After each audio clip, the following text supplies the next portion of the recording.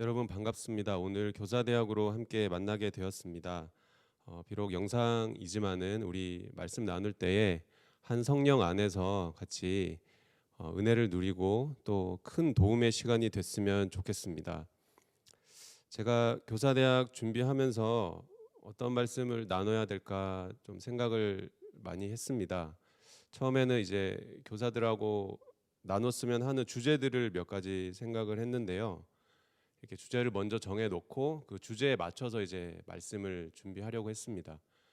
그런데 생각하다가 생각이 잘 안 났습니다. 작년에 하기도 했고 그래서 올해는 이 말씀 중심으로 하는 게 좋겠다라는 생각이 다시 들었습니다. 그래서 여러 말씀을 보던 중에 디모데 전서와 후서가 이제 들어왔습니다. 그래서 오늘 이 교사대학은 말씀 중심으로 해서 디모데 전후서의 말씀을 보면서 하나님이 우리에게 우리 직분자들에게 주시는 말씀으로 믿고 같이 좀 은혜를 나누었으면 좋겠습니다.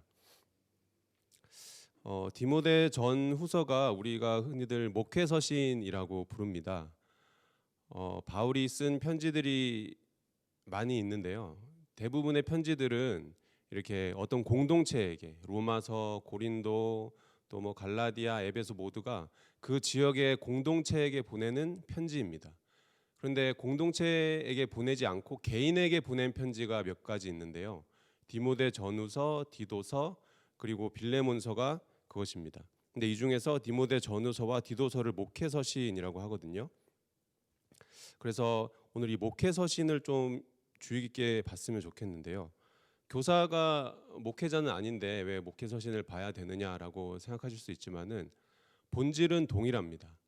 영혼을 돌본다라는 점에서 본질은 동일한데 지금 이 편지가 영혼을 돌보고 있는 에베소 교회라는 그 공동체의 리더가 되어서 그곳의 영혼들을 돌보고 있는 디모데에게 바울이 이제 편지를 준 것이거든요. 그러니까 디모데의 모든 사역은 결국 영혼 돌보는 것인데 그것에 도움을 주고자 바울이 편지를 쓴 것입니다. 제가 교육전도사 처음에 시작할 때 이게 여러 개의 부서를 맡았는데 그 중에 한 부서가 문화 예배를 드리는 곳이었습니다. 문화 예배가 뭐냐면은 매주 새로운 컨셉으로 이렇게 기획을 해서 드리는 곳입니다. 그래서 뭐 연극도 하고 이렇게 마임도 하고요, 토크쇼도 하고 또 막 영상도 많이 찍었습니다. 그래서 막 어떤 영상 찍었냐면 제가 머리 빨갛게 염색하고 막 춤도 추고요. 저희 아내는 지금도 그거 보면은 토 나온다고 그러는데 그런 영상도 찍고 뭐 번지 점프도 하고 하프 마라톤도 하고 하여튼 난리가 아니었습니다. 근데 제가 그런 거를 정말 하기 싫어하거든요. 제가 그런 쪽에 달란트가 없는데 이 예배를 기획하시는 교사분들이 자꾸 그런 거를 하라고 시키시는 거예요. 그래서 하기 싫었지만 제가 한 이유는 어떻게든 아이들을 위해서 이 영혼들 한 영혼이라도 교회로 더 오게 하고 하나님에 대해서 관심을 갖게 하려고 그렇게 한 것입니다. 영혼들을 위해서 그렇게 했습니다. 근데 교사도 마찬가지로 영혼을 섬기는 직분입니다. 교회 모든 뭐 봉사가 다 그렇지만은 더더욱 교사는 최일선에서 주님이 맡겨주신 영혼들을 섬기는 직분이 바로 교사입니다. 그래서 오늘 이 디모데 전후서 바울이 지금 영혼을 섬기고 있는 디모데에게 권면해 주는 이 말씀을 가지고 오늘 우리에게 주시는 말씀으로 다 함께 받고 좀 은혜가 있었으면 좋겠습니다. 그래서 오늘 교사 대학이니까 특별히 좀 배우는 티가 나야 되지 않겠습니까? 그래서 제가 이렇게 교환을 만들었습니다. 이거 파일을 미리 전달 받으실 텐데 가능하면은 이 파일을 미리 좀 프린트해서 옆에 두고 보시면 좋을 것 같습니다. 그래서 제가 말씀을 쭉 모아놨으니까 같이 영상 보시면서 말씀 보시면서 함께 해주셨으면 좋겠습니다. 먼저 오늘 이제 디모데 전후서를 볼 텐데 디모데가 어떤 상황에서 이 편지를 받았는가, 어떤 상황에 있었길래 바울이 그에게 편지를 주었는가를 먼저 좀 알아야 됩니다. 먼저 디모데는 바울의 믿음으로 낳은 아들, 아주 충실한 동력자였습니다.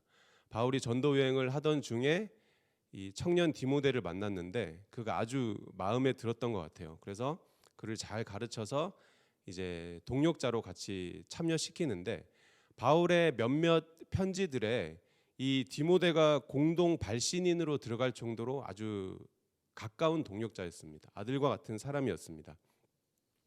그래서 바울이 이렇게 디모데를 총애했기 때문에 이제 그 에베소 교회, 바울이 개척한 에베소 교회에 이제 리더로서 이제 보내게 됩니다.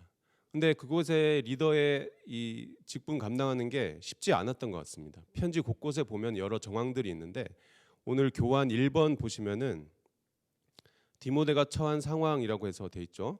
그래서 어떤 상황이 있었냐면은 먼저 어린 나이에 리더의 중책을 맡았습니다. 사도 바울이 너의 연소함을 업신여기지 못하게 하라라고 하거든요. 서양 문화권이지만 아마 옛날이라서 그런지 이 어린 사람이 어떤 조직의 리더가 된다는 게 쉬운 일이 아니었던 것 같습니다. 어려움이 있었을 텐데 바울이 이제 연소함을 다른 사람이 업신여기지 못하게 하라라고 권면을 합니다. 또 어떤 상황이 있었냐면은 이 에베소 교회 내에 잘못된 가르침을 전하는 사람들이 많았습니다.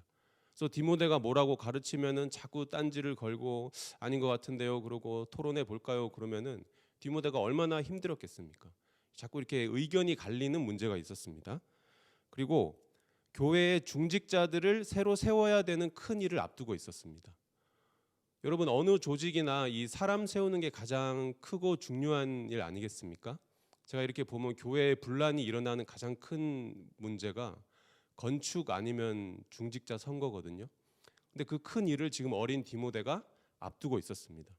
이 디모데 전후서에 보면은 뭐 감독은 어떤 사람이 해야 되고 집사는 어떤 사람이 해야 되고 그런 조건들이 쭉 나오게 됩니다. 그리고 또 이 디모데가 몸이 아팠습니다. 육신에 자주 나는 병이 있었습니다. 젊으니까 여러 힘든 일 있어도 좀 몸이라도 건강하면은 그래도 뭐 해낼 수 있을 텐데 몸까지 아팠습니다. 그래서 사도 바울이 너 속병이 자주 나니까 뭐를 좀 써라 이런 이야기를 하거든요. 육신의 연약함이 있었습니다. 그리고 마지막으로 오늘 그 교환 그 1번에 5번을 보시면은 어떤 그 위기가 있었냐면은 디모데가 받은 은사가 사그라드는 위기에 있었습니다. 그래서 디모데 전서와 후서를 비교해서 보시면 거기 말씀이 있는데요. 전서에 보시면은 너 은사 받은 거 잘 써라. 그거 꼭 기억해라라고 이렇게 권면을 하는데 디모데 후서로 가면은 내가 너에게 기도해줘서 그 은사가 다시 좀 일어났으면 좋겠다라고 얘기를 하거든요. 그러니까 이 말은 은사를 분명 받기는 받았는데 디모데가 뭐 힘든 일이 있었던지 영적인 침체를 통해서 그 은사를 완전히 잃어버렸거나 아주 이게 사그러드는 그런 위기에 있었던 것입니다. 그래서 사도 바울이 이런 권면을 했는데 여러분 한번 생각해 보세요. 지금 디모데의 상황이 어떻습니까? 어린 나이에 큰 지금 중책을 맡았는데 교회 사람들은 자꾸 싸우고 그 와중에 또 중직자 선거해야 되는데 자꾸 몸 아프고 영적으로도 힘들고 이런 위기 가운데 있었습니다. 근데 이런 어려움들이 오늘날 우리 사역하는데도 다 비슷하게 오지 않습니까?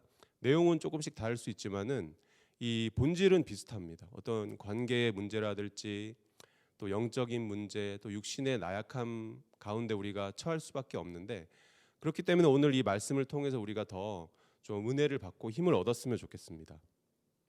바로 첫 번째 권면부터 한번 보겠습니다. 교환 2번으로 가시면은 디모데 전서 1장 12절에서 13절 말씀 있습니다. 제가 12절 말씀 읽어드릴게요. 나를 능하게 하신 그리스도 예수 우리 주께 내가 감사함은 나를 충성되이 여겨 내게 직분을 맡기심이니라고 했습니다. 편지의 거의 앞부분이죠. 제일 앞부분에 사도 바울이 이제 얘기하기를 하나님께서 주님께서 나를 충성되게 여기셔서 내게 직분 주셨다. 나 그게 너무 감사하다라고 지금 디모데에게 말하고 있거든요. 근데 여기서 이 직분이라는 말이 봉사라는 단어입니다. 성경에서 집사를 말할 때 그 단어랑 똑같은 말이거든요.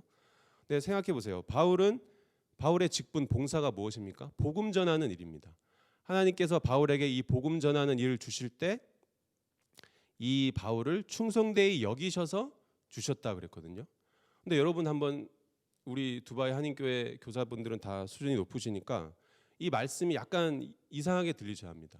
왜냐하면 바울이 어떤 사람이었죠? 그 밑에 바로 13절에도 보시면은 비방자요 박해자 폭행자였습니다. 바울이 하나님으로부터 이 영광스러운 직분을 받는 그 순간까지도 바울은 믿는 사람들 잡으러 가던 길이었습니다. 그런데 그런 바울이 전혀 충성스럽거나 잘한 것이 아무것도 없는데 오늘 말씀이 뭐라고 그랬죠? 하나님이 충성되이 여겨서 직분을 주셨다라고 했습니다. 이것이 하나님의 일하시는 방법입니다. 하나님의 은혜라고 할 수가 있습니다. 주님께서 우리에게 이 귀한 교사의 직분 주실 때 어떻게 주셨습니까? 충성되이 여겨서 주셨습니다. 우리는 그동안 해온 것이 아무것도 없고 앞으로 잘할 수 있는 어떤 자질이나 능력이 아무것도 없는데 하나님께서 우리에게 은혜를 베푸셔서 충성되이 여겨서 미리 선언해 주시고 이 직분을 주셨다라는 것입니다. 여러분이 어느 기업의 CEO면은 사람을 뽑아서 이 사람이 잘한다 못한다 평가하려면은 일을 시켜보고 난 다음에 잘한다 못한다 해야 되지 않겠습니까? 근데 하나님은 일을 시작하지도 않았는데 마지막에 있을 평가를 미리 우리에게 선언해 주셨습니다. 충성된 사람이다라고 미리 우리를 선언해 주셨습니다. 자, 그러면은 이것이 우리에게 어떤 의미가 있겠습니까, 여러분? 먼저 우리에게 거룩한 부담감이 주어진 것입니다.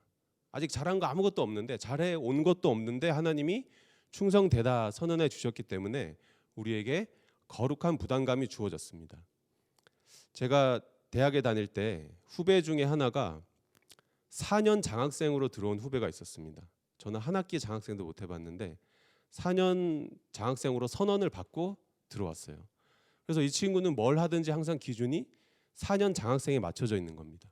저랑 같이 수업 듣고 같이 졸고 그랬는데 졸고 일어나면 저는 그냥 별 생각이 없는데 이 친구는 기준이 4년 장학생에 맞춰져 있기 때문에 내가 이러면 안 되는데 하는 겁니다. 주님께서 여러분 한 분 한 분을 교사로 부르실 때 뭐라고요? 충성되다 이미 선언하셨습니다. 충성되다 말씀하셨기 때문에 우리가 최소한의 인간적인 성실함과 어떤 열심을 내려고 노력을 해야 되겠죠.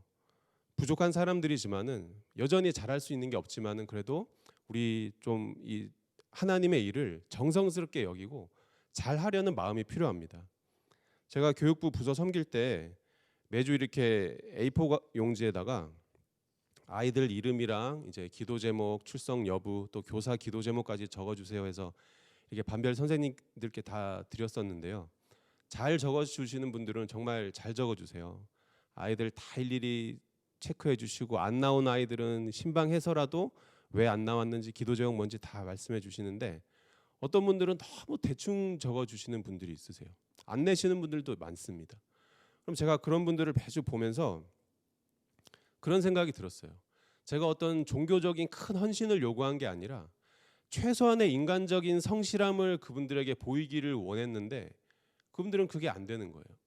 그래서 제가 마음으로 생각하기를 이분들 세상에 회사에서 일하실 때도 이렇게 문서 같은 거 이렇게 성의 없이 하시나 그런 안타까운 마음이 들었습니다. 여러분 우리를 충성되이 여겨 주셨기 때문에 이미 그 선언 주셨기 때문에 우리에게 부담감이 있어야 됩니다. 열심히 하려는 그 마음이 있어야 될 줄로 믿습니다. 또 하나 충성되이 여겨 주셨다라는 것은 무슨 의미가 있습니까?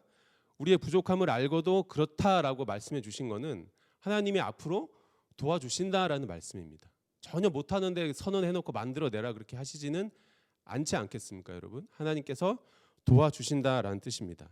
때문에 우리가 부서에서 모여서 이 사역 감당할 때 중요한 것은 내 지혜와 내 기준으로 자꾸 밀고 나가려고 하면 안 됩니다.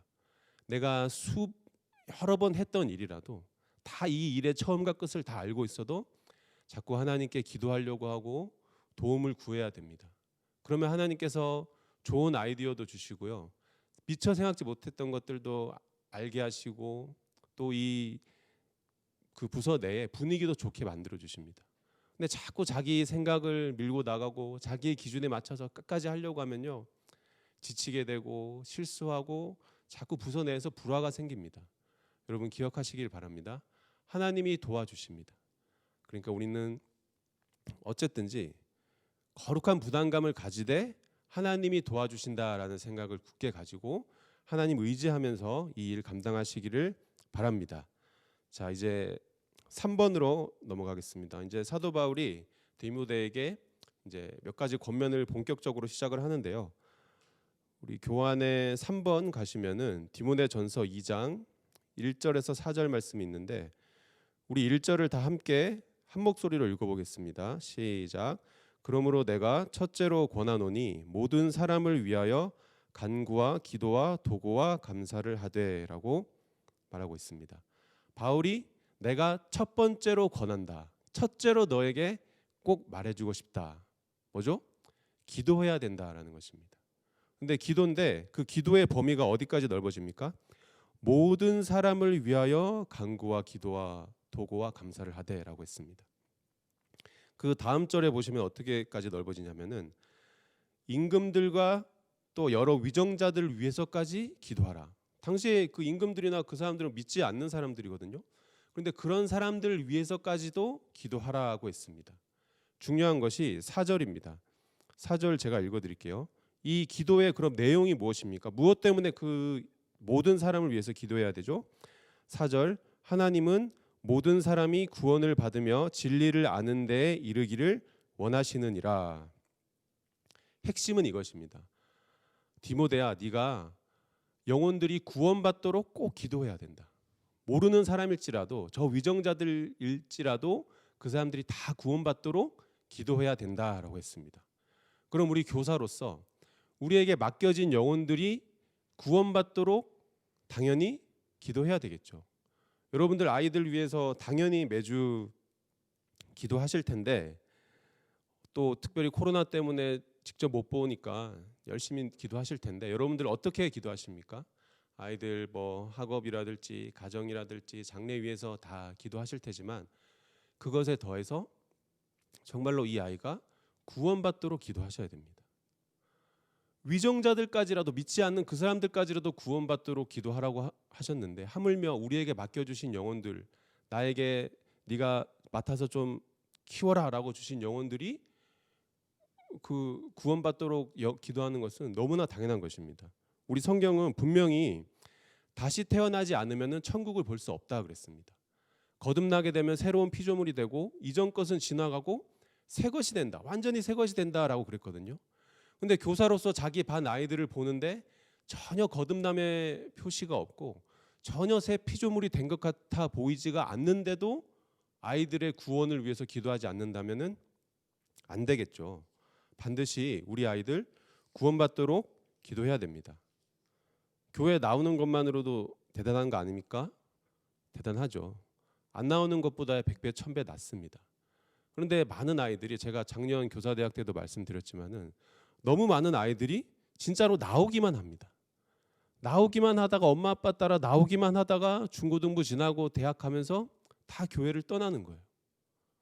그 아이들이 이 교회에서 하나님 진짜 만나고 새 피조물이 됐어야 됐는데 다 그냥 나오기만 하다가 그냥 떠나게 됩니다. 여러분 아이들도 어린 아이들일지라도 진짜로 변화될 수 있습니다.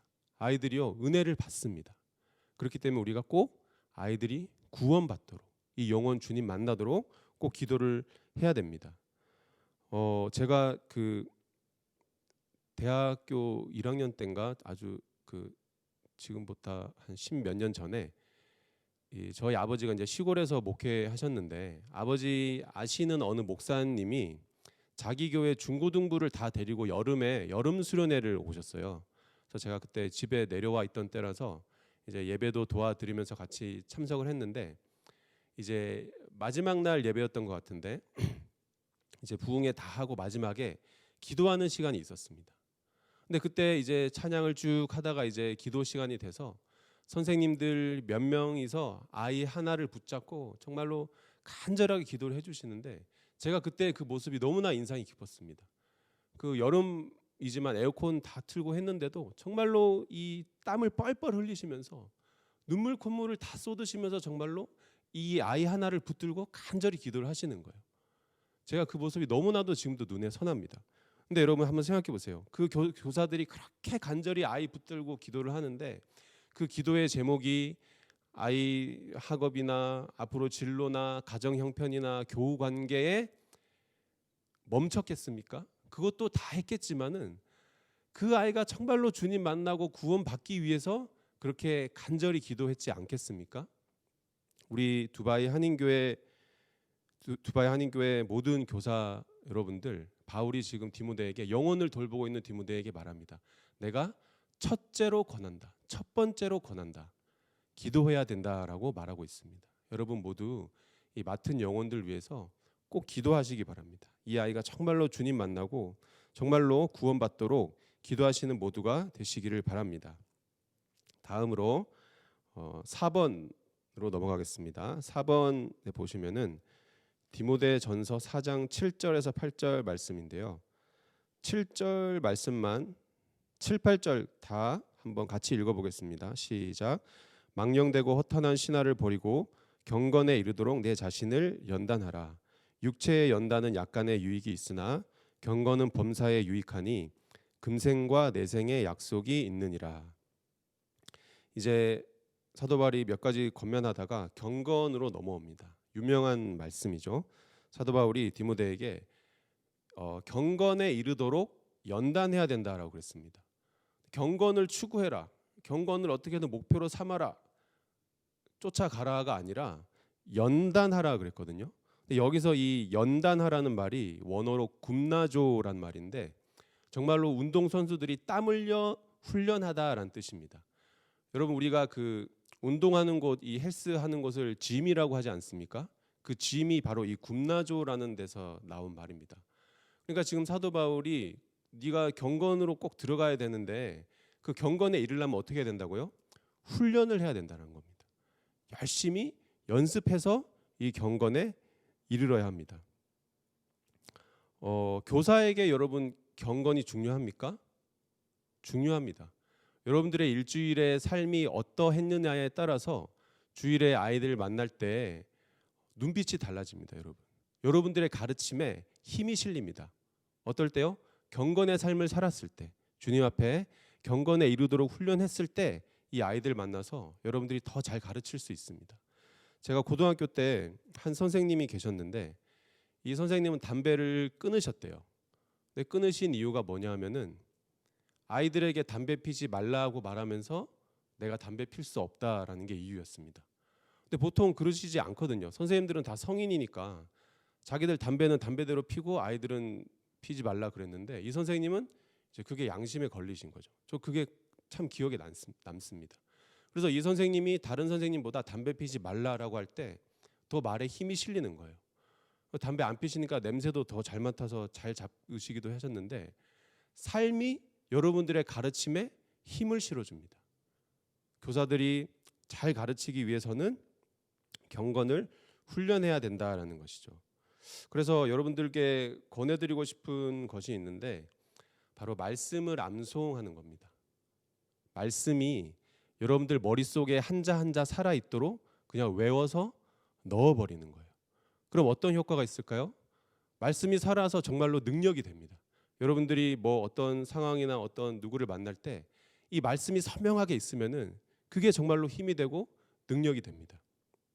제가 예전에 어디서 들었는데 세계 2차 대전 때 미국이 이제 일본이랑도 이제 전쟁을 했지 않습니까? 근데 일본이랑 전쟁을 하니까 일본어를 할 줄 아는 군인들이 이 요원들이 많이 필요했다고 해요. 근데 미군에서 이 일본어 하는 사람을 어떻게 양성했냐 하면은 병사들을 뽑아서 아주 스파르타식으로 몇 개월간 일본어를 그냥 계속 외우게 했답니다. 아주 그냥 강제로 외워서 머리에다 그냥 집어 넣어 버린 거예요. 그랬더니 이 요원들이 불과 몇 개월 만에 실전에서 써먹을 수 있을 정도의 그 언어 능력을 갖게 됐다라고 합니다. 말씀도 마찬가지로 내 머리 안에 넣으면은 힘이 됩니다. 경건의 삶으로 우리를 인도할 수가 있습니다. 저도 돌이켜 보면은 이 암송을 통해서 너무나 큰 은혜를 받았습니다. 1년 그 신대원 이제 1년째 들어가기 위해서 이제 시험을 쳐야 되는데 입학 시험을 쳐야 되는데 일반 대학 이제 졸업하고 나서 신대원 입시 준비할 때 중요한 게 이 암송 구조를 외워야 됩니다. 140개였는데 최소 140개였는데 각각이 한 절 한 절이 아니라 각각이 뭐 2절, 3절, 6절짜리 한 덩어리들입니다. 140 덩어리를 외워야 되는데 머리가 나빠서 잘 외우지 못했지만은 그래도 외워 놓으니까 정말로 큰 힘이 됐습니다. 그 전에도 뭐 믿는다고 믿었는데 암송을 하고 난 다음에 이 말씀이 선명하게 살아있는 것이 너무나도 저에게 큰 힘이 됐습니다. 그래서 제가 우리 교사분들에게도 강력하게 좀 권해드립니다. 경건을 연습하라라고 했는데 그것을 위해서 말씀 암송이 정말로 좋습니다. 여러분 구글에 뭐 말씀 암송 이렇게 치시면은요 뭐 60개, 100개 이런 게 많이 나오거든요. 그 중에서 다 할 수는 없을지라도 이제 몇 가지만이라도 몇 구절만이라도 여러분 암송을 한번 해 보시기 바랍니다. 여러분 그 경건에 정말로 큰 힘이 될 줄로 믿습니다. 이제 교환 다음 페이지로 넘어가서 5번으로 넘어가겠습니다. 이제 사도 바울이 가르치는 일에 대해서 이제 권고를 하는데요. 디모데전서 4장 13절에서 16절인데 13절 말씀 같이 읽어보겠습니다. 내가 이를 때까지 읽는 것과 권하는 것과 가르치는 것에 전념하라라고 바울이 말하고 있습니다. 특별히 우리 교사들이니까 이 가르치는 것에 좀 집중을 했으면 좋겠습니다. 바울이 디모데에게 가르치는 것에 전념하라고 하겠습니다. 힘을 다해서 가르치라라고 했거든요. 우리 기독교는 가르침이 필요한 종교입니다, 여러분. 하나님을 믿게 되고 사랑하게 되고 구원받을 때까지 나오는 데는 가르침이 필요 없을 수도 있습니다. 성경에 보면 그런 사례들이 많이 있습니다. 그런데 그렇게 주님께로 나왔더라도 그 뒤로 더 잘 믿기 위해서는, 더 깊이 들어가기 위해서는 반드시 잘 배워야 됩니다. 가르침이 필요합니다. 사도행전에 보면은 잘 아시는 백부장 고넬료 이야기 아시죠? 고넬료가 어떤 사람입니까? 로마 부대의 간부입니다. 장교였습니다. 근데 이 사람이 온 가족과 더불어 하나님을 경외했다라고 그랬거든요. 근데 여러분 생각해 보세요. 당시에 로마가 이스라엘을 지배하고 있는데 지배국의 군대 장교가 피지배받는 사람들의 종교를 받아들인다? 절대로 쉬운 일이 아닙니다. 이 사람이 이 하나님을 경외한다라는 것 자체만으로도 이 사람은 대단한 사람입니다. 근데 이 사람이 어떠했냐면은 구제하는 것이나 또 기도하는 것이 얼마나 진실되고 깊었는지 하나님이 그것을 기억하신 바 되었다 그랬습니다. 여러분 이 정도면 정말 잘 믿는 거 아닙니까? 어디에 내놔도 훌륭한 신앙입니다. 그런데 하나님께서 어떻게 하시죠? 베드로를 굳이 잘 믿고 있는 고넬료에게 보내십니다. 낮에 기도하는데 이제 환상이 내려와서 보자기에 막 동물들 있으니까 먹어라 그러니까 싫어요, 먹어라 싫어요 막 하다가 깨우쳐 주셔서 베드로를 고넬료에게 보내십니다. 베드로가 가서 뭐 하죠? 그 온 집안 사람들에게 하나님에 대해서 또 예수님에 대해서 구원에 대해서 가르칩니다. 이 사람들이 밝히 알고 이해할 수 있도록 하나님의 복음을 전한 것입니다. 왜 그렇습니까? 기도가 아무리 깊고 구제를 많이 하고 뭐 다 내놓아 줄지라도 잘 배워야 하는 것이 바로 우리 기독교입니다. 가르침이 필요한 종교입니다.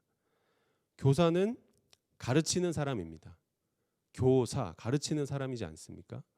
여러분들이 매주 이제 아이들 요즘은 또 온라인으로 만나실 텐데 분방 공부할 때 처음에 뭐 안녕 인사하고 아이들 들어오지도 않고 비디오도 안 켜고 막 그러고 있으면은 막 다독여서 이제 아이들 공부 시작하면은 처음에 또 뭐 근황 토크 좀 하다가 기도 제목도 얘기하다가 이제 하려면은 정말로 가르친다라고 할 만한 시간이 적을 것입니다.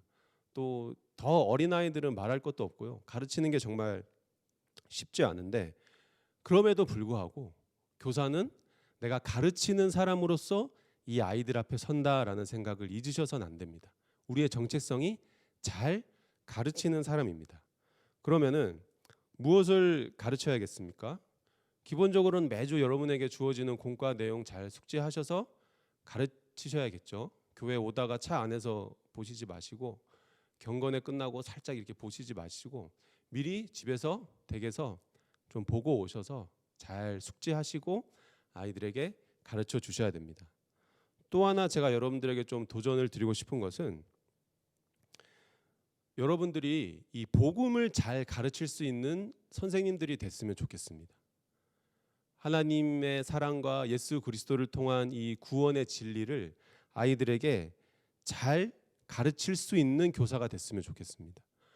교사 선생님들은 물론 우리 부서에서 교육자분들이 잘 가르쳐 주시겠지만은 예배 때 설교로 듣는 것에 더해서 조금 더 이렇게 친밀한 관계에서 이 아이와 내가 관계가 형성된 다음에 좀 이 가르치는 게 또 다르지 않습니까?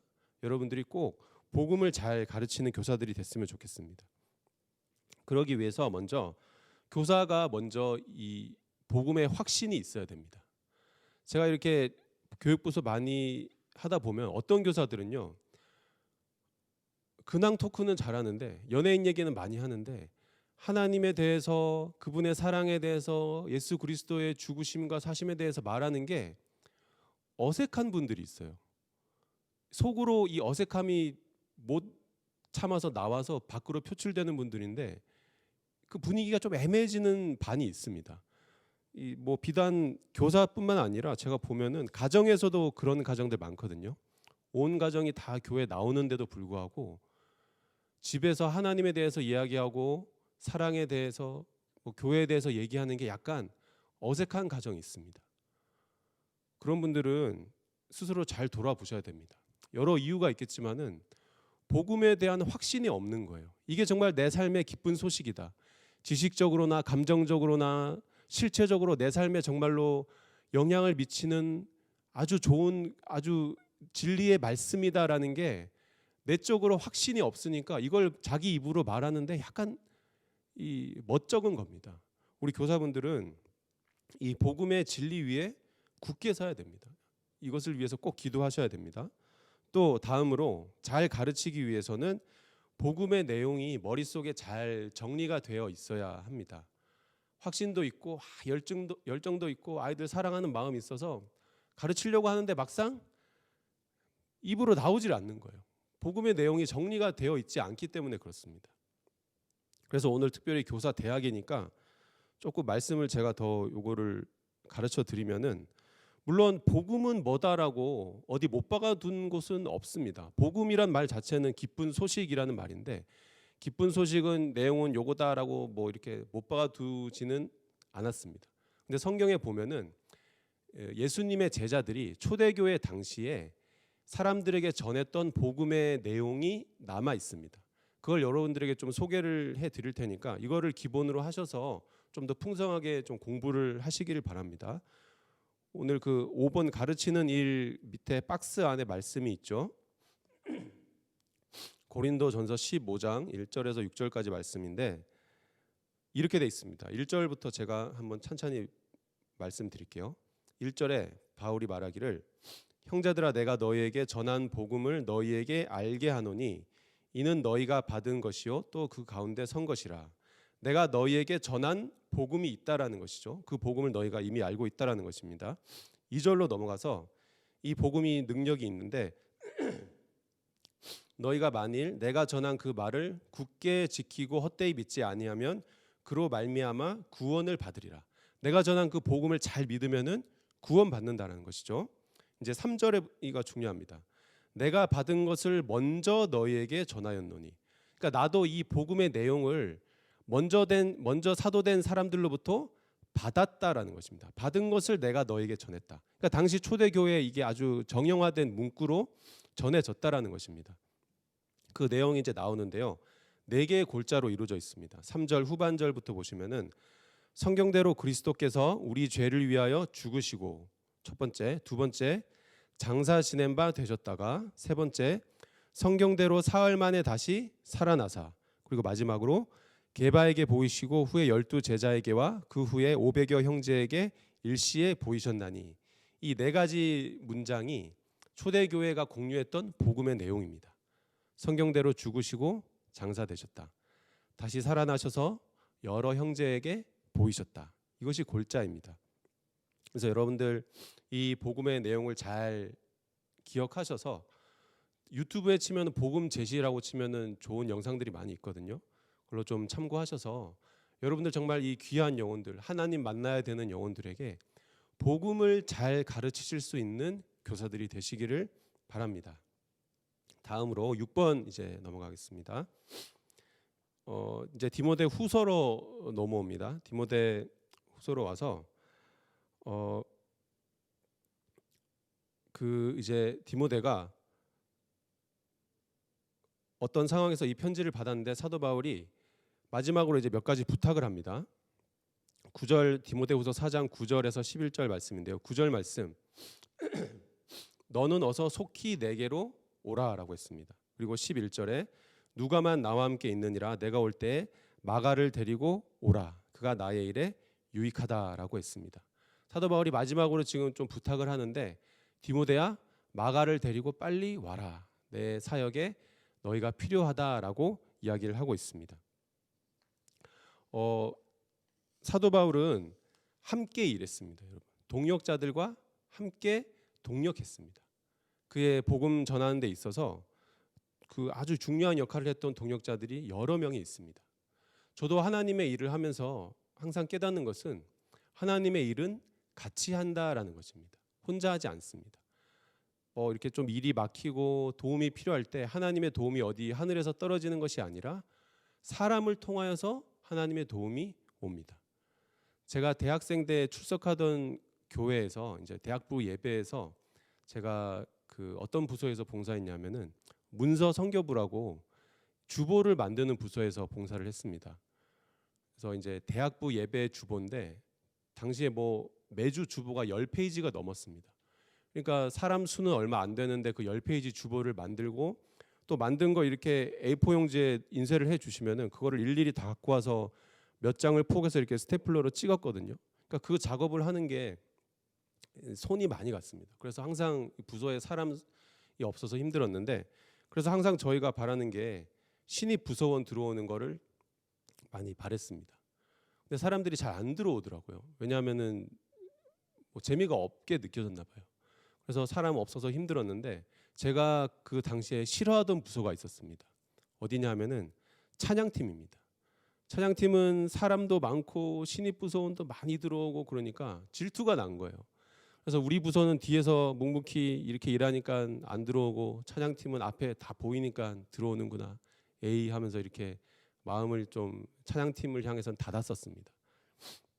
근데 어느 날 이제 대학부에서 체육대회를 하는데 그 대학부 담당 전도사님이 저에게 체육대회 응원전을 준비해 보라는 거예요.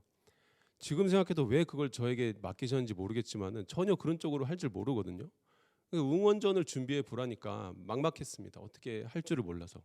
그런데 그때 누가 도와줬냐 하면은 찬양팀에서 친구들이 와서 다 도와줬습니다. 찬양팀에서 이렇게 막 워십하는 친구들이 와서 잘 이렇게 만들어줘서 그걸 넘어갈 수가 있었는데 제가 그때 그걸 겪으면서 정말 회개했습니다. 깊이 깨달았습니다.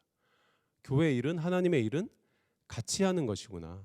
동력하면서 이루어가는 것이구나를 알게 되었습니다. 여러분 잊지 마시길 바랍니다. 바울이 얼마나 능력이 많은 사람이었습니까? 바울은 경험한 것도 많고 또 바울의 몸에 있던 손수건 가져다가 병자 위에 얹기만 해도 나았습니다.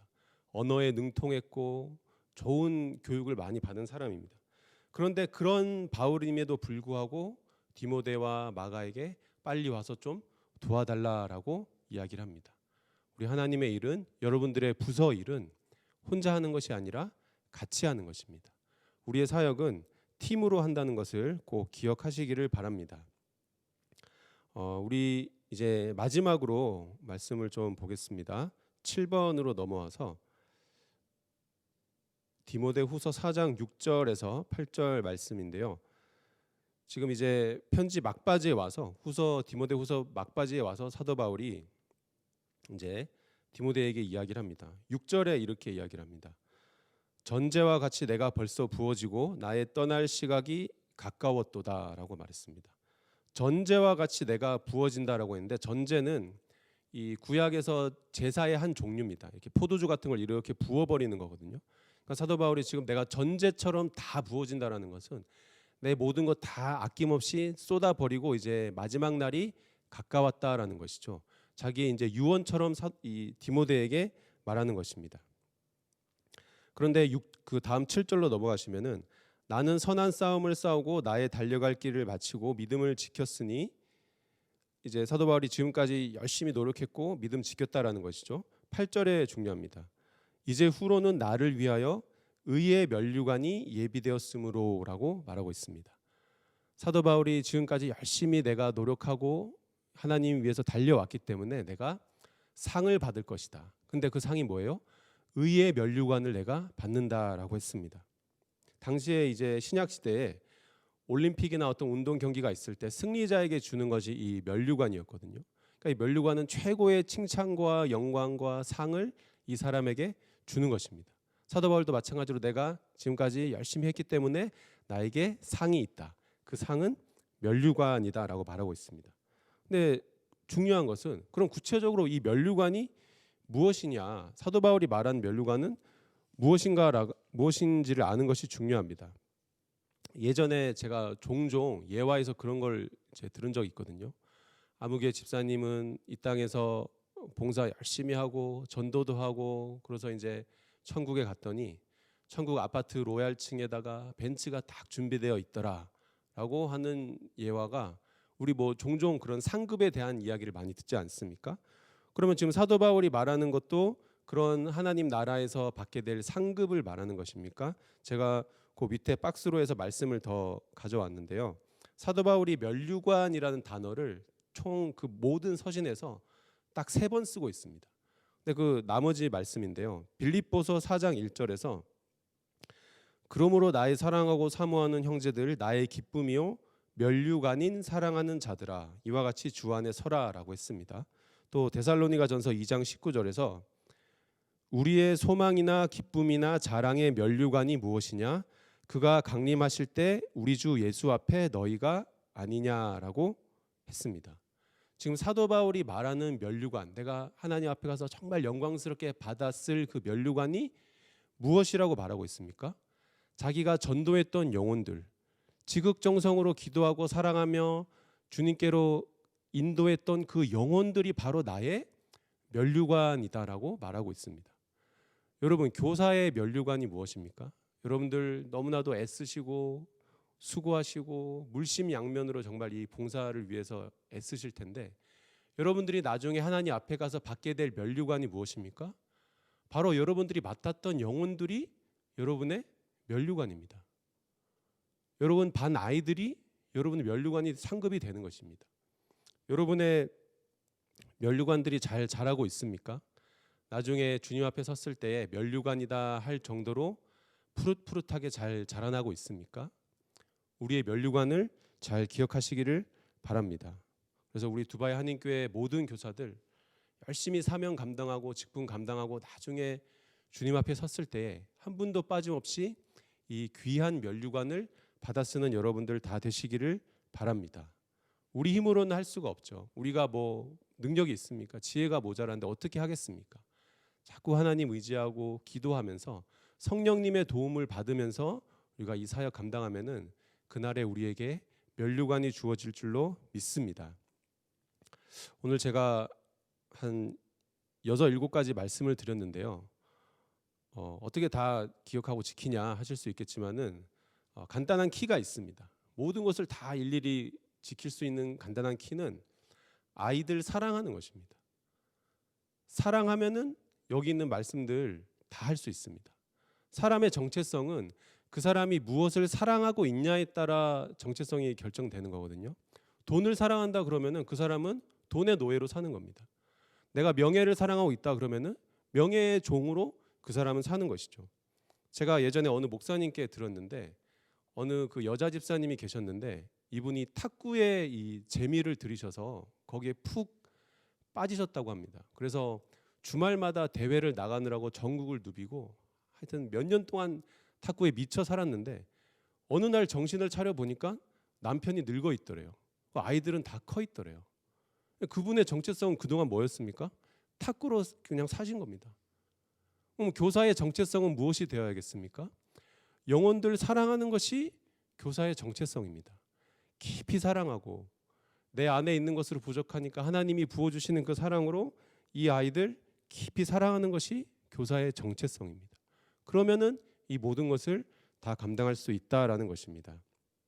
두바이 한인교회 교사 여러분, 우리 모두 주님으로부터 이 귀한 직분을 받았습니다. 위임받았습니다. 근데 우리 힘으로는 부족하죠. 우리는 감당할 길이 없는 사람들입니다. 그렇기 때문에 항상 우리 하나님 의지하고 성령님 의지하면서 이 귀한 사역을 감당했으면 좋겠습니다. 그럼 하나님께서 우리를 통로로 사용하셔서 우리의 경건과 가르침과 또 동력하는 것들, 그 모든 것들을 통로로 사용하셔서 여러분들을 사용하셔서 실제적으로 여러분들을 통하여서 아이들을 구원에 이르게 하실 줄로 믿습니다. 그래서 나중에 아이들이 여러분 만나서 선생님 때문에 제가 그때 정말 주님 만났습니다, 제 삶이 변했습니다 라고 고백할 수 있게 되기를 바랍니다. 여러분 모두 주님 앞에 섰을 때 그 귀한 면류관, 최고의 영광과 찬사가 있는 그 상급을 다 받아 누리는 교사들 되시기를 제 마음 다하여서 축복드립니다. 감사합니다.